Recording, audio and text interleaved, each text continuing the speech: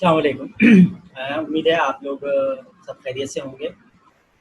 Last जो हमने lecture अपना ख़त्म किया था 13वां जो हमारा सेशन था, उसके अंदर मैंने आपसे 1937 का जो इलेक्शन था, उसके हवाले से कुछ बात की थी और 35 का जो एक्ट आया था गवर्नमेंट ऑफ इंडिया एक्ट, उसका बताया था कुछ।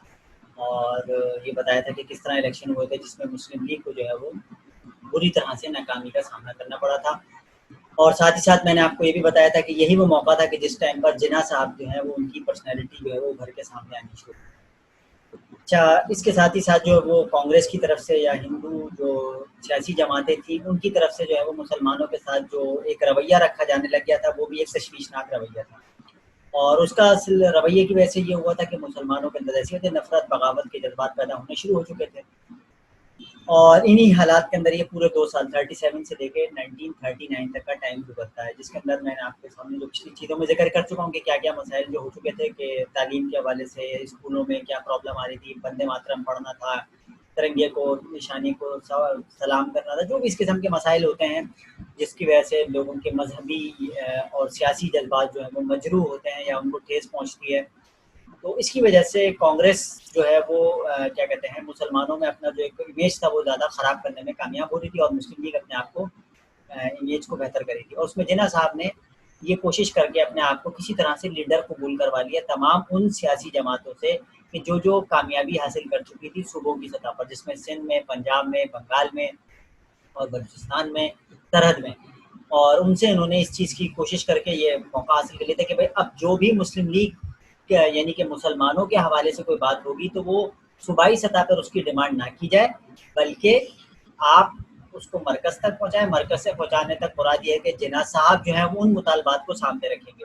उस पर कांग्रेस ने बहुत एहतजाज किया, उसने कहा कि भाई ये कौन होते हैं, इनकी क्या हैसियत है, इनके पास तो कोई ना सीट है, ना इनकी कोई औकात है, ना मतलब इनकी कोई वैल्यू नहीं है। हम तो मकामी अफराद से बात करेंगे, हम सिंध में सिंध की जमातों से बात करेंगे, पंजाब में पंजाब की जमातों से बात करेंगे, बलूचिस्तान में बलूचिस्तान की जमातों से बात।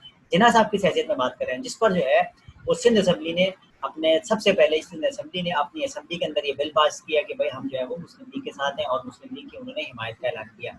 इसी तरह फिर पंजाब के अंदर से भी ये सिलसिला शुरू हुआ, पंजाब ने भी हिमायत का ऐलान किया और तमाम फिर सूबों की तरफ से आपको यानी कि जिन्ना साहब को ये श्योरिटी दी गई कि अब आप हमारे रहनुमा होंगे और आपकी जो बात होगी वो उसको हम यहाँ पर एक्सेप्ट करेंगे और आप हमारे मुतालबात पेश करने के अहल होंगे। तो उसके बाद यानी कि इस तरह से जिन्ना साहब जो है वो एक दफ़ा फिर जो है वो उनकी पर्सनैलिटी को बाकायदा मुस्लिम लीग का जो है वो सदर तो जैसी बात है 1934 में बन गए थे, वो वापस आने के बाद जो नाराज़ होकर गए थे, लेकिन उसके बाद अब बाकायदा जो एक अहम किरदार जो था वो जिन्ना साहब ने अदा करना शुरू कर दिया। अब आप कहें इत्तेफाक कहें या हुस्न इत्तेफाक कहें कि एक दफ़ा फिर एक बहुत बड़ा आलमी मसला खड़ा हो गया और जिसको आप दूसरी आलमी जंग अजीम के नाम से जानते हैं, सेकंड वर्ल्ड वॉर।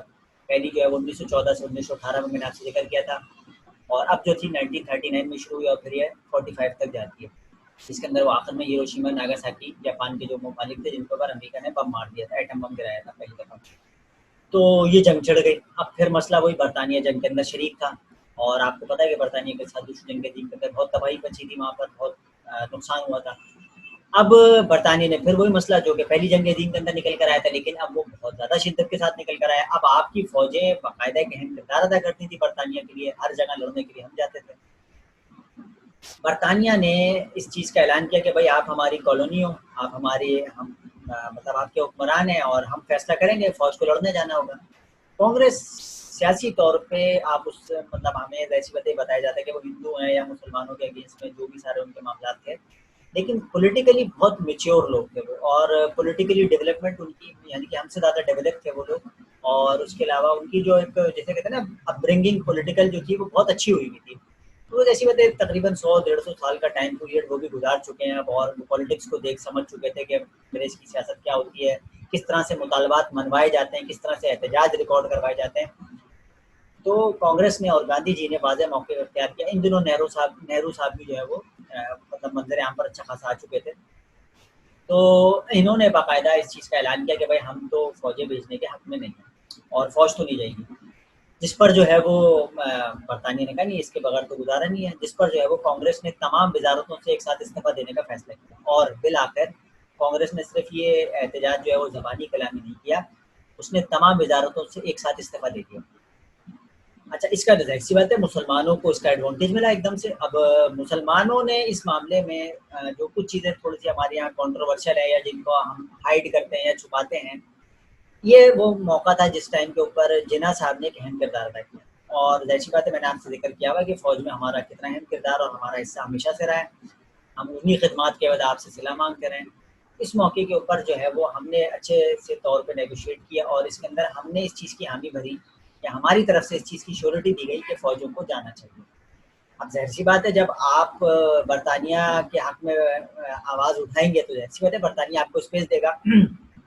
कांग्रेस की तमाम लीडरशिप को गिरफ्तार किया गया और उन सबको जेलों में डाल दिया गया। तकरीबन 30,000 के करीब उनके कारकुनान जेलों में गए। खुद गांधी साहब समेत पूरी क़यादत जेल में।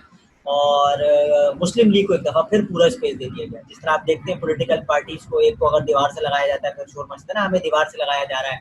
तो ख़ास तौर पे फारूक सत्तार साहब ये बयान देते थे हमें दीवार से लगाया जा रहा है। तो ये वही वाला मामला होता है कि हमें दीवार से क्यों लगाया जा रहा है। तो वो जो दीवार से लगाने का सिलसिला था वो जैसे ही शुरू हुआ तो लीग को स्पेस मिल गया। इसी मौके पर मुस्लिम लीग ने अपने आप को पेश कराया, जिन्ना साहब ने भी पेश कराया और आपने श्योरिटी दी कि भाई आप फौजी भेज दें। जैसे ही मुस्लिम लीग को स्पेस मिला तो मुस्लिम लीग ने कहा हम अपने मुतालबात बनवाते हैं। तो ये वो नादिर मौका था जिसको आप करारदाद पाकिस्तान या करारदाद लाहौर के नाम से जानते हैं, जिसको आप 23 मार्च 1940 की करारदाद हम कहते हैं, जिसका याद में मीनार पाकिस्तान जो है वो लाहौर के मिंटो पार्क के अंदर मौजूद है। तो ये वो एक सिलसिला शुरू हुआ और इसके अंदर जो है वो फिर ऐसी बात है मुसलमान एक तो पिट के भी चुके हुए थे, अभी कांग्रेस 2 साल से पीट रही थी आपको। तो इस हवाले से भी मुसलमानों को तहफ़्फ़ुज़ात थे और फिर सेकंड ये कि आपको आपके हुकूक भी नहीं मिल पा रहे थे। तो ऐसे मौके पे जिन्ना साहब ने फ़ौरी तौर पे पॉलिटिकली एक थोड़ा-सा अच्छा मूव किया और उन्होंने ये कहा कि ये नादिर मौका है, बरतानिया फँसा हुआ है और कांग्रेस जो है वो उस टाइम पे उसके साथ नहीं है, उनकी तो पूरी क़यादत ही जेलों में है। तो अगर हम ऐसे मौके पर कोई मुतालबा रखेंगे, जो कि हम खुतबा इलाहाबाद में जिन्ना साहब और 1933 में आपके चौधरी रहमत अली जो मुतालबा रख चुके थे नाउ और नेवर के हवाले से, वो मुतालबा अगर हम रखेंगे तो यकीनन हम इसके अंदर बआसानी कामयाब हो जाएँगे। तो 1940 की फिर जो वो पूरा सिलसिला है वो आप सब यकीनन जानते भी हैं, लेकिन उसका मुख्तसर हवाला थोड़ा-सा बता देता हूँ ताकि आपके सामने पिक्चर क्लियर हो उसकी भी। तो फिर लाहौर के मिंटो पार्क में जो है वो जलसा रखने का फ़ैसला किया गया और ये 23 मार्च का जो जलसा था ये एक 2-3 दिन चलना था इसका जो 23 मार्च का फिर इसके बाद 23 तारीख कहते हैं कुछ 24 की रात को तो करारदाद जिसको आप करारदाद लाहौर के नाम से जानते हैं, ये वो करारदाद जो थी वो उसके अंदर पेश की गई जिसको पाकिस्तान का मुतालबा या पाकिस्तान का सबसे पहला मुतालबा कहा जाता है। अच्छा, यहाँ पर कुछ चीज़ें छोटी-छोटी सी समझने की ज़रूरी हैं, वो मैं आपको ज़रूर बताऊँगा, ठीक है ना? कि अच्छा उसकी जो छोटी-मोटी चीज़ें जिसके अंदर आपको पता है कि वो किसने पेश की थी, वो सब आपके इल्म में होगा कि ए.के. फजलुल हक जो थे, जिन्होंने वो उसको करारदाद को पेश किया था और के अलावा जो उसके अंदर एक अहम चीज़ जो मुझे आपको बतानी थी, वो ये थी कि करारदाद लाहौर जो थी ना, वो बुनियादी तौर पे जिसको आप 23 मार्च 1940 के अंदर कहा जाता है, ये भी बिल्कुल वैसे ही करारदाद थी जिस तरह की करारदाद आप वहाँ पर पेश कर चुके थे जो कि खुतबा इलाहाबाद के अंदर और सेकंड आप जो है वो वहाँ पर पेश कर चुके थे। इसके 1933 में जो बात की गई थी, उसी का एक शाफ़साना था या उसी का एक दूसरा समझ लें आप एक स्टेप था। इसके अंदर भी कोई ऐसा नहीं था कि आपने कोई बाकायदा पाकिस्तान का मुतालबा किया हो। पाकिस्तान का मुतालबा इस पूरे टाइम के अंदर भी आपने नहीं किया था। इस करारदाद में भी हिंदुस्तान की तक़सीम की कोई बात नहीं थी। जो चीज़ समझने की यहाँ पर वो ये है कि इसके अंदर भी हमने कोई हिंदुस्तान की तक़सीम की बात नहीं की थी। और इसके अंदर भी हमने वही सेम मुतालबात किए थे कि हमें रियासतों के तौर पे आज़ादी और खुद मुख्तारी दी जाए, क्योंकि मैं आपको ज़िक्र कर चुका हूँ कि सूबाई खुद मुख्तारी का दौर था, रियासतों को पावर करने का, उनको खुद मुख्तारी देने का, ऑटोनोमस उनको जो इख्तियारात होते हैं वो उनके पास हासिल हो जाए, तो वो देने का वक़्त था, वो देने का वक़्त चल रहा था। इस मौके के ऊपर भी जो हमें तारीख़ बताई जाती है या पढ़ाई जाती है, वो आज भी यही बताई जाती है कि 1940 में सबसे पहली दफ़ा करारदाद पाकिस्तान पेश की गई या पाकिस्तान का मुतालबा या आज़ादी का मुतालबा पेश किया गया। आज़ादी का कोई मुतालबा इस पूरी करारदाद के अंदर मौजूद नहीं था।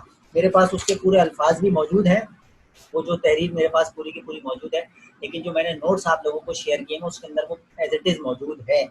मैं असल में उसका सिर्फ टाइम बचाने के लिए अपना वो चीज़ें पेश नहीं कर रहा हूँ, लेकिन फिर भी मैं कोशिश करता हूँ कि छोटा-सा आपको वो बता देता हूँ कि उसके अंदर जो करारदाद पेश की गई थी उसके अल्फाज क्या थे, ताकि आपके सामने वो पिक्चर क्लियर है। जो मैं बात कर रहा हूँ वो कोई ऐसी हवाओं की बात नहीं है, वो मतलब एक रिटन में मौजूद चीज़ है। ऑल इंडिया मुस्लिम लीग के इस इजलास की सोची समझी राय ये है कि इस मुल्क में कोई दस्तूरी खाका यानी कि कोई आइन कॉन्स्टिट्यूशन उस वक्त तक मुसलमानों के लिए काबिल अमल और काबिल कबूल नहीं होगा, एक्सेप्टेबल नहीं होगा, जब तक इसको मंदरजा झेल उसूलों के तहत मुरतब ना किया जाए। यानी कि जोग्राफियाई लिहाज से वो इलाके एक खित्ता बना दिए जाएं और इन इलाकों में जो इलाकाई तरमीम की जाएंगी वो कर ली जाए, ताकि बर्र सगीर के शुमाल मगरब और शुमाल मशरक के जिन इलाकों के अंदर मुसलमानों की अक्सरियत है, जिन इलाकों में मुसलमानों की अक्सरियत है, वो यकजा होकर आपस में मिलकर एक ऐसी आज़ाद रियासतें बन जाएं जिनमें हर इकाई खुद मुख्तार हो।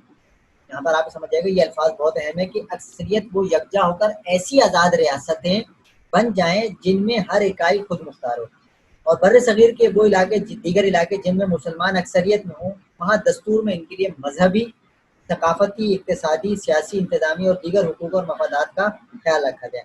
ये जो थी वो करारदाद जो है वो आप सबको पता होगा कि चौधरी क्या कहते हैं हमारे जो उन्होंने पेश की थी, जिन्होंने इस करारदाद की तो सबसे पहले तारीफ चौधरी खलीफुज़्ज़मा वगैरह ने की थी, और जो दीगर लोग पंजाब से थे उसके अंदर मौलाना ज़फ़र अली खान थे, सिंध से जो है वो थे हारून साहब के जो सरदार अब्दुल्ला हारून साहब थे, और सरहद से औरंगजेब साहब ने उसकी हिमायत की थी।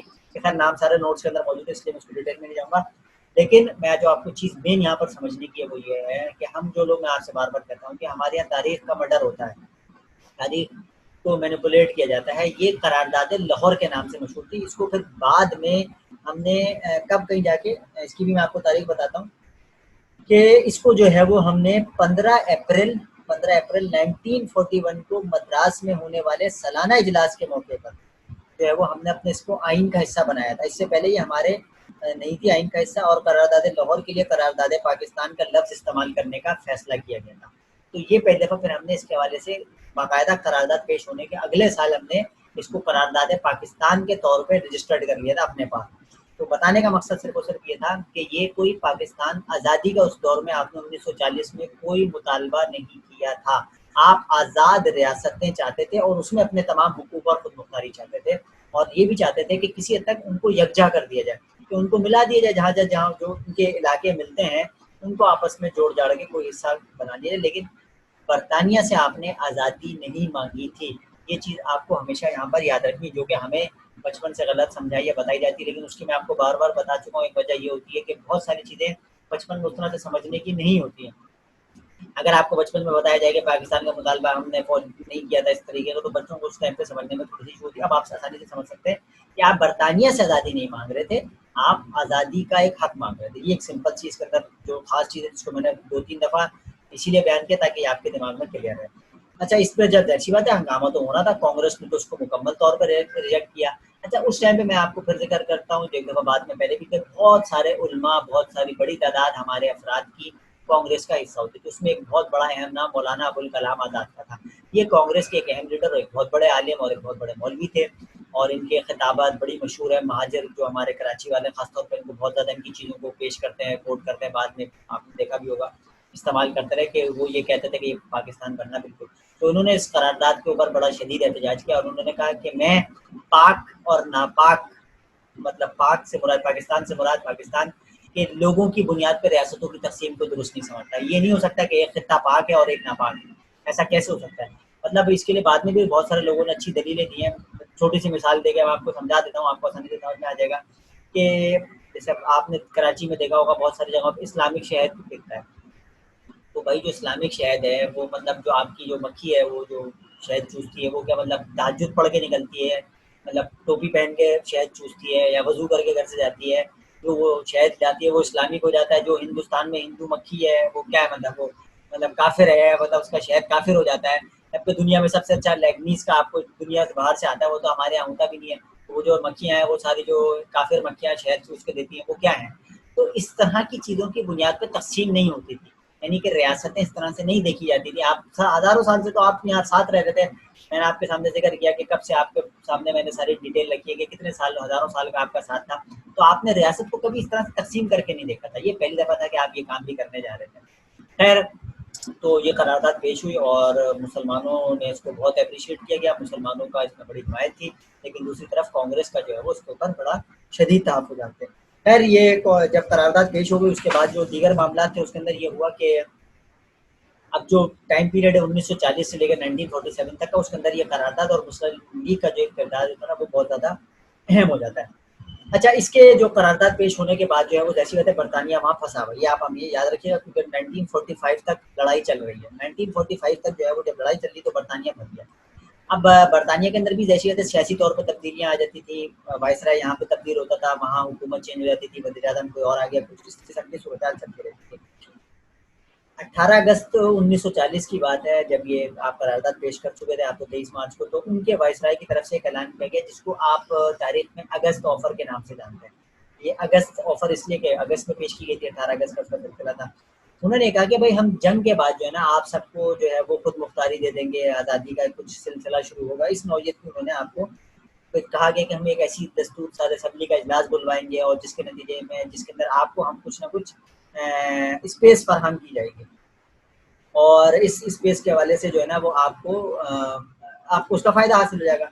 लेकिन खैर कांग्रेस ने जो है ना वो उसका कोई ख़ास नोटिस नहीं लिया, क्योंकि वो जानते थे कि ये सिर्फ अंग्रेज़ अभी फँसा हुआ है, अभी इसको जितना प्रेशर दे सकते हो उतना अच्छा है। इस पर कांग्रेस ने सिविल नाफरमानी की तहरीक दोबारा शुरू कर दी, और सिविल नाफरमानी की तहरीक के अंदर एक तो वैसे ही उनके आदि लोग किया था तो पहली जेल में थी, जो बाकी थे उनको भी पकड़ के बंद कर दिया गया। इस मौके के ऊपर एक और बहुत बड़ा कारनामा किया अंग्रेज़ ने। उसने ये किया कि जो तमाम वज़ीर आला होते हैं सूबों के, उनको जो है ना वो एक नेशनल डिफेंस काउंसिल बनाई गई ना, जिसका मकसद ये था कि उनके ज़रिए हम अपना जो डिफेंस का इशू आ रहा है उसको हम सूबों की सतह पे मैनेज कर लेंगे। कैसे? कि भाई मिसाल सिंध के वज़ीर आला को कहा कि भाई आप अपनी फ़ौजें फराहम कर दें, या जो भी डिफेंस के मामला है उसके अंदर आपकी कुछ पार्टिसिपेशन हो जाए। पंजाब को अलग घेरा, सिंध को, सरहद को, हर सूबों को अलग अलग। कांग्रेस ने भी उसकी शदीद मुखालफत करी, और जिन्ना साहब ने तो साफ तौर पर कह दिया कि हमारी तरफ से कोई एक भी बंदा या हमारी तरफ से कोई एक भी वज़ीर आला जो है वो उसका हिस्सा नहीं होगा। तो इस एनडीसी को उन्होंने उसकी शदीद मुखालफत की, जिसके नतीजे में वो जो उनकी अगस्त ऑफर का, और उन्होंने कहा कि भाई हम जो है वो उन्होंने उसका मेंबर बना दिया था एनडीसी का, तमाम वज़ीर आला को उन्होंने उससे इस्तीफा वगैरह दे दिया। खैर ये थोड़ा-सा मैं छोटी-छोटी चीज़ इसलिए भी बता रहा हूँ कि ये भी उसका कोई ना कोई इफ़ेक्ट्स थे।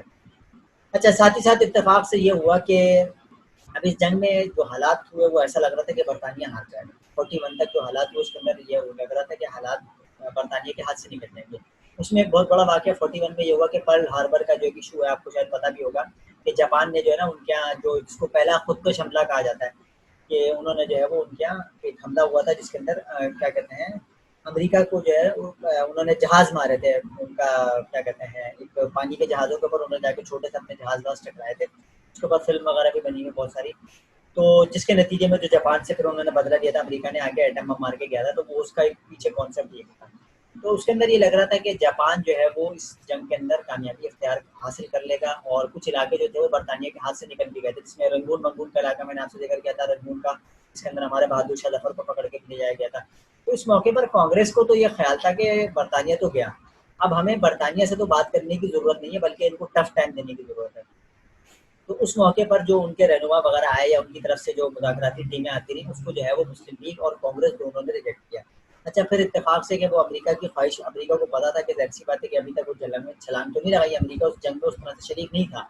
सिर्फ पर्ल हार्बर का वाक़या हो गया था, लेकिन वो बाकायदा जंग में शरीक नहीं था। बरतानिया, रशिया, जापान, जर्मनी, फ्रांस, ये सारे ममालिक तो शरीक थे, लेकिन अमेरिका उस तरह से शरीक नहीं था, लेकिन अमेरिका की उस पर कार्रवाई हो चुकी थी।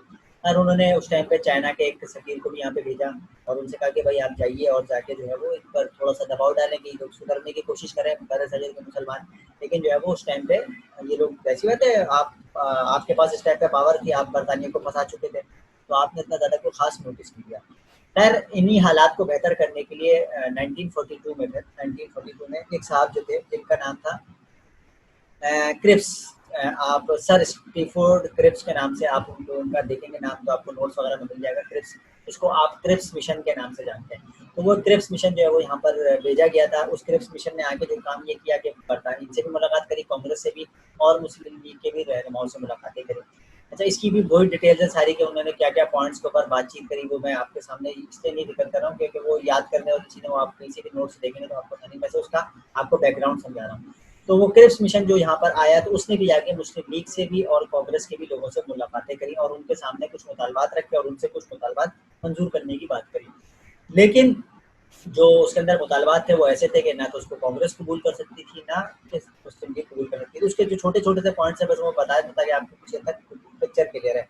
जैसे कि मिसाल के तौर पे जो उनका क्रिप्स प्रपोज़ल था वो ये था कि भई जंग के खात्मे के बाद बर्र-सगीर को आज़ादी दे दी जाएगी और इसे कॉलोनी का दर्जा हासिल होगा, यानी कि आपको आज़ादी होगी लेकिन आप हमारी कॉलोनी होंगे, आप हमारा गवर्नर यहाँ पे रहेगा। और दाखिली तौर पे आपको खुद मुख्तार होंगे, दाखिली तौर पे आप खुद मुख्तार हैं, खारिजी तौर पर आपको बरतानिया की हुक्मरानी कबूल करनी होगी। तमाम सूबाई असम्बलियों के इंतखाबात करवाए जाएंगे, इंतखाबात नहीं हो पा रहे थे, सूबाई असम्बलियों के इंतखाबात हो जाएंगे, एक नई दस्तूर साज़ असम्बली बन जाएगी उसके नतीजे में, उसमें तमाम नुमाइंदे शामिल होंगे दस्तूर में सारे, इस तरीके की उन्होंने उसके अंदर बात करी। इसके अलावा उन्होंने ये इख्तियार दे दिया रियासतों को कि भाई जो वफाक में शामिल होना चाहें वो वफाक के साथ शामिल हो जाए, जो सूबे में जिस सूबे में जम होना चाहे उस सूबे में जम हो जाए। तो जो कश्मीर का मसला आप देखते हैं उसके पीछे यही एक पूरा कॉन्सेप्ट था, जो कि यहाँ पर दिया गया था कि आपने इख्तियार दिया था रियासतों को कि वो किसके साथ शामिल होना चाहती हैं, वफाक के साथ जाएँ या जिस सूबे के साथ जाना चाहें, तो इसका आगाज़ जो है वो क्रिप्स मिशन के ज़रिए या उससे पहले हो चुका था खैर। और इसके अलावा दस्तूर के मुकम्मल होने तक जो है वो बर्र-सग़ीर के तहफ़्फ़ुज़ की ज़िम्मेदारी जो है वो बरतानिया के पास होगी, यानी कि जब तक आप लोग अपना-अपना दस्तूर बनाते रहेंगे।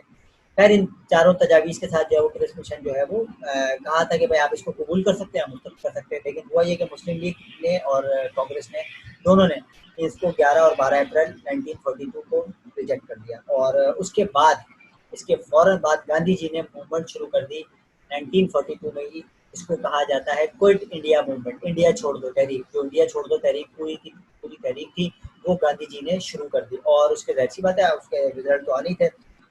अच्छा, इस हवाले से जो है वो इसकी जो तारीख थी वो ये थी कि 14 जुलाई, 11-12 को उन्होंने रिजेक्ट किया और 14 जुलाई से उन्होंने फिर ये पूरी तहरीक का आगाज़ कर दिया, जिसमें ये बात बताई गई थी कि अंग्रेज़ों की मौजूदगी में तो भाई अब कुछ नहीं हो सकता, क्योंकि इन्होंने हमें लड़ा-लड़ा के हमारा सत्यानाश कर दिया।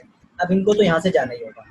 अच्छा, खैर इसके दौरान हुआ ये कि जैसे ही जब इन्होंने ये इंडिया छोड़ दो तहरीक शुरू करी है, तो हमारी तरफ से ये बात आई कि भाई इंडिया तो बाद में छोड़ो, मतलब ये जो लड़ाइयाँ, फ़िरका वाराना फ़सादात और ये जो हिंदू-मुस्लिम मसाइल चल रहे हैं, ये तो बाद का मसला है।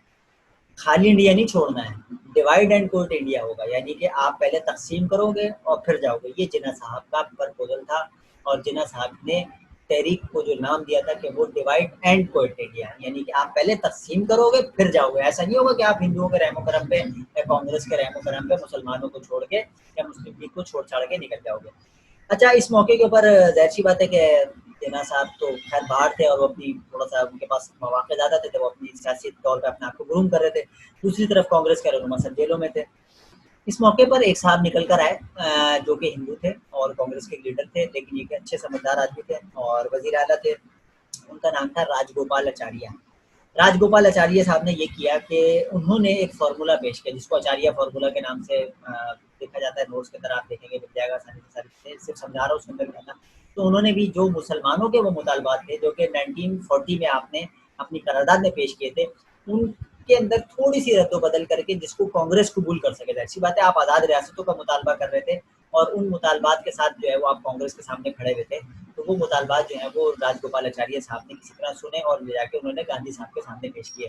और ये गांधी साहब जेल में थे, जिन्ना साहब बाहर थे, तो ये बीच में एक तरह से पुल का किरदार अदा कर रहे थे और दोनों के पास आने-जाने का इन्होंने काम जारी रखा। और क्या कहते हैं, इन्होंने कहा कि भाई मैं कोशिश करता हूँ कि किसी तरह वो आपके मुतालबात मान लें और आप उनके मुतालबात को मान लें, क्योंकि अगर डिवाइड हो गई तो ज़ाहिर-सी बात है फिर तो हाथ से सब कुछ निकल जाएगा। अच्छा, कहा ये जाता है कि राजगोपाल आचार्य को तो बैकडोर पे जो है वो गांधी की और कांग्रेस की हिमायत हासिल थी, लेकिन वो शो ये कर रहे थे कि मैं एक न्यूट्रल तरीके का आदमी हूँ, मैं सिर्फ लड़ाई खत्म, ये डॉक्टर डॉक्टर बोल रहा हूँ सॉरी, फजलुर रहमान साहब जैसे होते हैं ना, आपने देखा होगा मुज़ाकराती कमेटी के चैंपियन बन के बैठ जाते हैं और वो शो कर रहे थे मैं किसी के साथ नहीं हूँ, लेकिन कहीं न कहीं किसी के साथ वो होते हैं। खैर ये मुज़ाकरात जो है वो एकदम से नाकाम ही हुए कि अ, राजगोपाल आचार्य साहब ने बयान दे दिया और उसके अंदर उन्होंने एकदम से ये कह दिया कि भाई जिन्ना साहब ने जो है वो मुतालबात को मानने से इनकार कर दिया। अच्छा भाई, जब आपने अपने तौर पे ऐलान कर दिया तो ज़ाहिर-सी बात है मामला सारे के सारे खराब हो गए। ये बात थी ये हम दाखिल हो चुके हैं 42 1942 के बाद 1943 में और ये बात थी 30 जून 1943 को जिन्ना साहब ने का जवाब आने से पहले राजगोपाल आचार्य साहब ने ये कर दिया। खैर उसके बाद हुआ ये कि उसके अगले साल तक जो है वो मामला इसी तरह टसल का शिकार रहे। कोई आईनी तौर पे कोई इस्लाहाती हल नहीं निकल सका। भारत को बरतानिया जंग में इन्वॉल्व है, कांग्रेस जेल में है और मुस्लिम लीग अपने आप को जलसे जुलूस करके लोगों में अवामी हिमायत हासिल करने की, आज़ाद रियासतों की मुतालबा रखते जा रही थी और कोशिश कर रही थी कि हमें कुछ न कुछ इससे हासिल हो जाए। खैर गांधी जी की तबीयत खराब हो गई जेल में और ये बात थी 1944 की, यानी कि अगले साल में हम दाखिल हो गए हैं। 1944 के अंदर उनकी तबीयत खराब हुई तो फिर मई के अंदर ये फैसला किया गया कि भाई इनको छोड़ दिया जाए, इससे पहले कि ये निकल जाए, इनका ध्यान दो, इससे पहले इनको घर छोड़ो, तो इनको बाहर आए। अच्छा, जब बाहर आए तो जैसी बात है, हालात तब्दील हो चुके हैं। अब आप 40 से 44 4 साल का जो टाइम पीरियड है उसमें मुस्लिम लीग ने अपने आप को बहुत ग्रूम कर लिया है। अच्छा, ग्रूम इस सेंस में किया कि इसके दौरान बहुत सारे जो सूबाई जो इंतखाबात हो चुके थे उसके अंदर भी बहुत सारे मकाम के अंदर जो है वो मुस्लिम लीग ने फतह याब हुई और कांग्रेस जो सीटें जीती भी थी पहले, जो कि मैंने आपसे जिक्र किया था 37 के इलेक्शन में, उसमें जो ज़मीनी इंतखाबात होते हैं ना, जैसे कोई सीट खाली हो जाए, कोई मर गया, कुछ हुआ, या उसके मुकाबले में जिन जगहों पे नहीं हो सके तो वहाँ पर मुस्लिम लीग ने जीतना भी शुरू कर दिया। और इसके बाद अब जब बाहर गांधी साहब पहुंचे तो उनको खतरा लगा कि भाई अब हम तो पहले इनको हल्का लिए हुए थे गांधी जिन्ना साहब को, लेकिन अब ये बाकायदा एक लीडर के तौर पे बात कर रहे हैं और मुस्लिम लीग इनके सारे मुसलमान इनके पीछे खड़े हैं। उन्होंने कहा बात तो इनसे करनी पड़ेगी वरना जो है ना वो हमें नुकसान हो जाएगा। इस सिलसिले में जो है वो 17 जुलाई को गांधी साहब ने जो है वो बाहर आ गए थे जून में, फिर जुलाई को उन्होंने खत लिखा जिन्ना साहब को। उसके बाद इनके कोई मुख्तलिफ खतूत और मुलाकातें सिलसिले, इसके अंदर जो तारीख बताती है वो ये है कि 9 से 29 सितंबर तक मुलाकातें हुई और इसके अलावा जो है वो इनके दरमियान जो है वो उनको 21 खतूत का तबादला हुआ। और इसके अंदर ये बात होती रही कि भाई अब हमें कोई मिल के हल थोड़ा सा निकाल देना चाहिए, थोड़ा सा हम भी कंप्रोमाइज़ करते हैं, कुछ आप भी कंप्रोमाइज़ करने की तरफ जाएँ। तो गांधी जिन्ना साहब तो पहले इस चीज़ के लिए तैयार थे, वो तो कांग्रेस थोड़ा सा ज़्यादा हार्श रवैया रखी हुई थी कि वो तैयार ही नहीं होती थी बात करने के लिए। वो तो कहती थी कि सिर्फ 2 ही सियासी जमातें यहाँ पे, एक अंग्रेज़ है, यानी कि 2 ही कुव्वतें, एक अंग्रेज़ है और दूसरा कांग्रेस है। मुस्लिम लीग तो है ही नहीं, मुस्लिम लीग तो वो चीज़ ही नहीं है। अब लेकिन उन्होंने मुस्लिम लीग को तस्लीम करना शुरू किया। अच्छा, इसके बाद फिर ये हुआ कि जो आगे इंतखाबात होने वाले थे उसके अंदर भी मुस्लिम लीग ने बड़े पैमाने पर कामयाबी हासिल करनी शुरू कर दी। इसके नतीजे में ये हुआ कि अब मुस्लिम लीग की जो जड़ें थी ना वो मजबूत होनी शुरू हो चुकी थी पूरे खत्ते के तरह। इस पूरे खत्ते के अंदर मुस्लिम लीग ने एक अहम किरदार अदा किया। अब जैसे कि मैंने आपसे जिक्र किया था 37 से लेके 43-44 तक जो इलेक्शन हुए उसके अंदर मुस्लिम लीग कामयाबी इख्तियार कर ली। जैसे मिसाल के तौर पर मैं आपको उसका फैक्ट्स एंड फिगर बताया था ताकि थोड़ा सा अंदाजा हो जाए। 37 से 43 के दरमियान 61 नशिस्तों के ऊपर इंतखाबात हुए, यानी कि जो सीट्स थी उसके ऊपर इंतखाबात हुए जिसमें मुस्लिम लीग ने 47 जीत ली। इस तरह 43 से 44 के दरमियान मजीद 11 इलेक्शन सीटों पर इंतखाबात हो गए, उसके अंदर 8 फिर मुस्लिम लीग जीत गई। मरकजी असम्बली जो होती थी, वफाकी असम्बली जो होती है, जिसको असम्बली में मुस्लिम लीग चारों सीटों पर कामयाब हो गई जो कि उनकी अपनी मौजूद थी। अब ये मुस्लिम लीग दावा करने में हक बजानिब थी जो कि वो 37 में करी थी जहां पर उसको नाकामी हुई थी। अब लेकिन जब वो ये कह रहे थे कि भाई हम हैं, तो नजर भी आ रहा था कि आप जीत रहे हैं इलेक्शन और कांग्रेस को शिकस्त होती जा रही है उस मकाम के ऊपर। बिल आखिर जो है वो जब ये मामला हो गए तो फिर हुआ ये कि 1943 में उनके जो बड़े सगीर के नए वायसराय आए, जो पुराने वायसराय थे वो यहाँ से जंग का टाइम था, लॉर्ड लिथिंगो वो चले गए और लिथिंगो साहब के जाने के बाद लॉर्ड वेवेल जो थे वो यहाँ पर वायसराय बैठे रहे। उन्होंने आके फरवरी में 1944 में आके उन्होंने कहा कि भाई अब हम भी जो है वो मरकजी असेंबली बनाएंगे, वो जो आके हर हुकूमत करती है जो नहीं आती है, थोड़ा सा आसरा देती है ताकि आप थोड़ा सा आसरे में आएंगे तो खुश होंगे। और उन्होंने कहा कि भाई हम आपके मुतालबे पाकिस्तान को जो है वो तो खैर नहीं तस्लीम कर सकते, लेकिन ये कि बरतानिया जो है वो आप लोगों के मुतालबात को किसी न किसी हद तक। अच्छा, 44 तक ये कहने की वजह क्या थी मुतालबा पाकिस्तान को रिजेक्ट करने की? अब ये था कि 44, 41, 42, 43 से लेके 44 के अंदर आते-आते हालात तब्दील हो गए। बरतानिया की एक दफ़ा दोबारा जंग के ऊपर इस्तेकाम और उसको कंट्रोल ज़्यादा हासिल हो गया। अब ज़ाहिर-सी बात है हालात दोबारा पलटा खा गए थे। अब जब पलटा खा गए थे तो फिर आप दोबारा अकड़ के बात करेंगे, तो बरतानिया फिर अकड़ के बात करी। खैर बरतानिया ने एक दफ़ा फिर कोशिश करी कि इसका सियासी हल निकाल लिया जाए, कोई सियासी आईनी हल निकाला जाए, लड़ाई मार-धाड़ से तो कुछ निकला नहीं। लॉर्ड वेवेल साहब जो कि आए थे, उन्होंने ये किया कि मार्च 1945 में उन्होंने ये कोशिश करी कि लंदन गए वापस और उन्होंने जाकर 14 जून 1945 को एक मंसूबे का ऐलान किया जिसको वॉवेल प्लान कहा जाता है। इसके अंदर जो है वो एक आर्जी हुकूमत का क़याम बनाया गया था कि भाई हम यहाँ से अगर जाएँगे या जैसे भी हमारा जाना-आना होता है तो हम एक आर्जी हुकूमत यहाँ पर कायम कर देंगे, जिसके अंदर कुछ चीज़ें तो हमारे पास होंगी, बाकी चीज़ें हम आपको सूबाई तौर पर जो है वो मुसलमानों और हिंदुओं को तक़सीम कर देंगे, जिसके अंदर जो हुकूमत हम बनाएँगे उसके अंदर हिंदुओं की और मुसलमानों की तादाद बराबरी के साथ रखी जाएगी। अच्छा, ये जो कॉन्फ्रेंस हुई ये 23 जून 1945 से लेके 14 जुलाई 1945 तक जारी रही और बरसगीर की तकरीबन तमाम सियासी जमातों को उसमें शामिल करने का और उसके अंदर शामिल रखा गया था कि भाई ये सब जो है वो उसके अंदर शामिल होंगे। अच्छा, इसमें यह था कि जो उसका कोटा मुकर्रर किया गया था तमाम सियासी जमातों का वो ये था कि इस इंतजामी कौंसिल में 5 मुसलमान, 5 हिंदू, 1 सिख, 1 अछूत और 1 अलहदा फ़र्द की गुंजाइश होगी, यानी कि कुल 13 अफराद जो होंगे वो मरकज़ी होंगे, बाकी सूबाई सतह पर आपकी हुकूमतें चल रही हैं। अच्छा, वाइसराय की कोशिश ये थी कि 5 मुसलमान अरकान में से 4 के नाम तो मुस्लिम लीग दे दें, लेकिन एक का नाम जो है वो यूनियनिस्ट पार्टी जो पंजाब की है, जो एक मजबूत ग्रोथ था वो है। अच्छा, क्यों उसकी वजह थी यूनियनिस्ट पार्टी ने, मैंने आपको जिक्र किया था इससे पहले जो हुकूमत बनाई थी वो कांग्रेस के साथ मिलकर बनाई थी, और वो मुस्लिम लीग को दबाना भी चाहते थे। ये इत्तेफाक की बात रही है कि जितनी भी बरतानिया से वायसरॉय है या जितनी भी बरतानिया में हुकूमत रही, उनका जो झुकाव रहा वो किसी न किसी हद तक कांग्रेस की तरफ जाता रहा और मुसलमानों की तरफ किसी न किसी हद तक कम था। जिसका ऐसी बात है, प्रॉब्लम तो आनी थी ना कि हम तो फिर उस पर शोर मचाएंगे कि भाई आप हमारे साथ ज्यादती क्यों कर रहे हैं। तो ये वो वजह थी जिसके नतीजे में मुसलमान थोड़ा सा इस हवाले से भी कंफ्यूज रहते हैं। और खैर जिन्ना साहब ने साफ इस चीज़ का ऐलान कर दिया कि पांचों बंदों के नाम जो होंगे वो मैं ही दूंगा, तो मुस्लिम लीग की क्यादत देगी, यूनियनिस्ट पार्टी को कोई ये हक नहीं है। जिसके ऊपर जो है वो उन्होंने कोशिश भी करी कि मामला तो सेटल हो जाए, लेकिन जिन्ना साहब ने मुकम्मल तौर पर रखी है, जिसके नतीजे में जिन्ना साहब की शख्सियत और मजीद उभर के सामने आई और उनको एक मरकजी किरदार मुस्लिम लीग की तरफ से मिल गया। अच्छा, फिर यही हुआ कि ज़ाहिर सी बात है मुसलमानों की बड़ी तादाद जो थी वो इसके साथ थी, जिन्ना साहब के साथ खड़ी हुई थी। अच्छा, इत्तेफाक ये हुआ कि वहाँ पर भी इलेक्शन हो गया, यही दिन होते कि वहाँ पर इलेक्शन हो गया। वहाँ पर जो वज़ीर आज़म साहब है उनका भी झुकाव इत्तेफाक से एटली साहब जो है, उनका जो झुकाव था वो वही था, कांग्रेस की तरफ था। और उन्होंने आके जो है वो ये कहा कि उन्होंने फिर लॉर्ड वेवन साहब जो कि यहाँ पे वाइस रहे थे, वज़ीर आज़म ने उनको वहाँ बुलवाया और आके उन्होंने फिर एक और यहाँ पर ऐलान कर दिया जो कि 1945 में ही कहा, और वो 18 सितंबर को जो है वो 8 सितंबर को उसका उन्होंने ऐलान किया। और उन्होंने कहा था कि भाई अब हमारी ख्वाहिश है कि हम जल्द से जल्द यहाँ से जाएं, आप लोग भी हमारी जान छोड़ें, हम भी आपकी जान छोड़ें, और मुस्लिम लीग को और कांग्रेस को हम आज़ादी देंगे।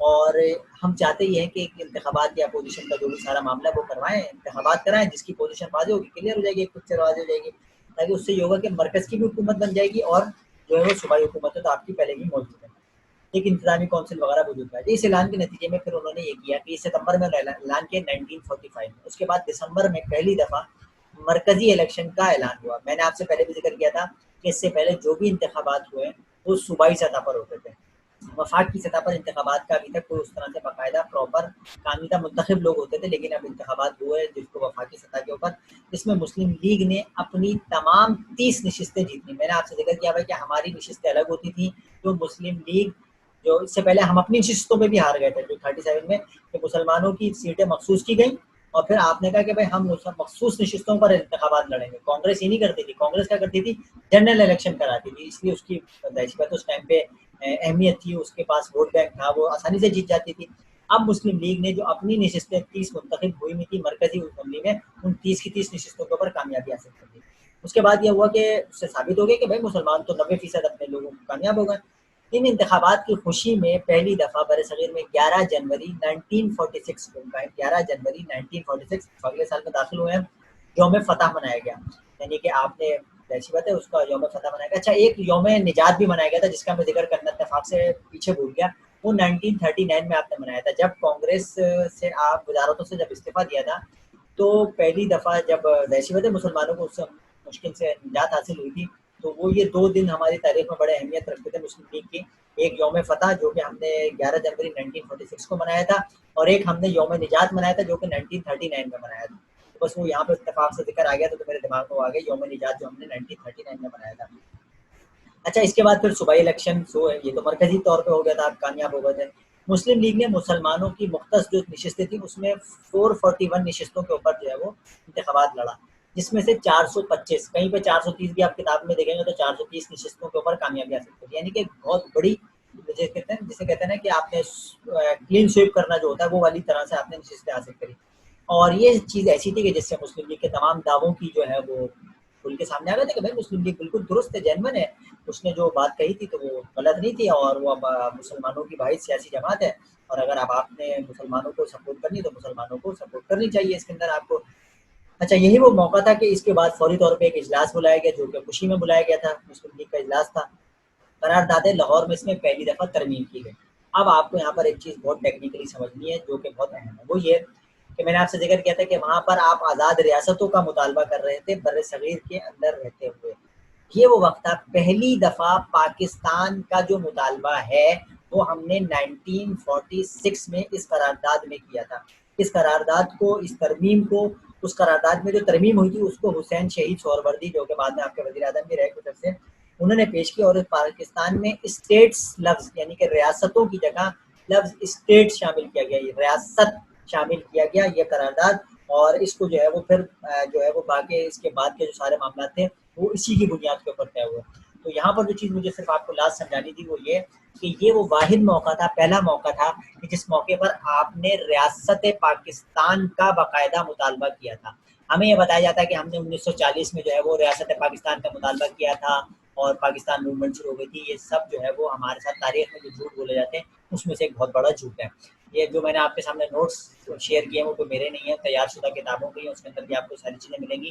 पहली दफ़ा स्टेट का मुतालबा आपने 1946 में किया, वो भी जब आपको सूबाई सतह पर और मरकज़ी सतह पर इलेक्शन के अंदर कामयाबी मिल गई थी।